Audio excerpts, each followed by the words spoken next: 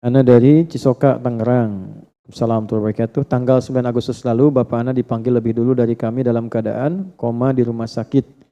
Pertanyaannya, apakah Bapak saya meninggal dalam keadaan baik dan tetap keislamannya sedangkan tidak mengucapkan kalimat Allah, tapi kami sudah membisikkan dengan kalimat Allah di kuping Bapak karena yang sudah tiada. Dan apa sebaiknya kami lakukan untuk kemuliaan Bapak, khususnya untuk kami, anak-anaknya. Satu, selalu berhusnudzan pada Allah. Kalau Allah sudah titipkan sakit, misalnya koma, tidak bisa melakukan apapun. Husnudzan dulu dengan syukur kepada Allah bahwa semua fungsinya menjelang wafat ditutup untuk berbuat maksiat. Itu dulu. Terima kasih ya Allah yang Engkau cukupkan ayah kami dalam keadaan saat ini untuk menerima kebaikan saja dan Engkau tutup fungsi-fungsinya dari perbuatan maksiat. Sehingga lisannya tidak berkata yang salah lagi, matanya tidak berkata yang salah lagi sebelum ia wafat. Lalu Anda tadi sudah bisikkan kalimat-kalimat thayyibah, kalimat-kalimat kebaikan, husnudzan kepada Allah, sampai kepada Allah, Allah perintahkan malaikat untuk menyampaikan itu pada keadaan dirinya, walaupun tak terucap di lisannya. Jelas ya? Husnudzan. Setelah itu apa? Setelah itu wafat, meninggal, diselesaikan semua kewajiban beliau. Kalau Anda bertanya apa yang terbaik, satu yang tidak ada biaya menggunakan lisan saja yaitu doa. Ya, satu apa? Nah, yang kedua, praktekkan semua ilmu yang pernah diajarkan ayah dan amanat yang baik-baik. Praktekkan. Jelas?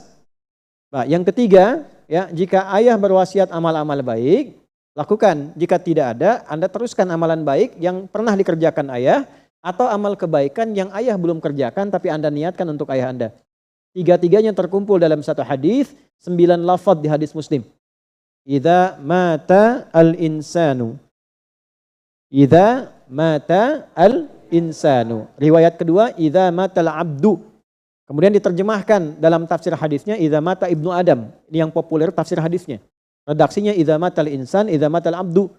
Jika manusia yang sibuk itu wafat, meninggal, inqata'a sa'iru amali, maka semua amalnya selesai. Semua pahalanya pun selesai. Illa min thalathatin, kecuali 3 hal saja yang pahalanya masih mengalir. Satu apa? Waladin solihin yada'u. Anak soleh yang mendoakannya. Maka jadilah anak-anak yang soleh, jangan putus doa.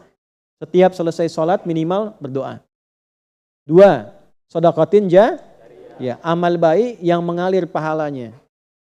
Ya, jadi apa itu? Kalau ayah punya amal baik yang sudah ia kerjakan dalam hidup, misalnya pernah ikut renovasi masjid. Ya, selama orang sholat di situ beliau dapat pahalanya. Nah, ini yang saya maksudkan. Kalau tidak ada yang ditemukan amal begitu, Anda niatkan. Misalnya beli mushaf, simpan di tempat penghafal Quran, niatkan untuk ayah. Ya, tidak harus Anda kasih foto ayah misalnya di mushafnya. Ya, tidak harus demikian, cukup Anda niatkan, ya kemudian dengan izin Allah, ya harapkan cahayanya, kebaikannya sampai kepada beliau. Jelas sampai sini? Ya, ada yang umrah misalnya, ada yang haji menjadi badal, itu boleh dilakukan. Ada yang ingin puasa diniatkan untuk ayahnya yang wafat, boleh dilakukan. Ya, ada yang untuk kurban diniatkan bagi Allah, karena Allah bagi ayahnya yang wafat, boleh dilakukan. Jelas?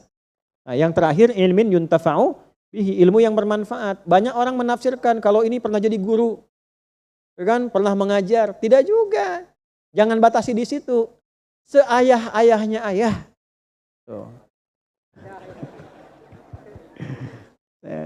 Saya akan selalu kangen dengan suara ibu itu. Nah itu. Seayah-ayahnya ayah sudah pasti punya ilmu ayah yang mengajarkan anak ayah itu menjadi baik dalam hidup.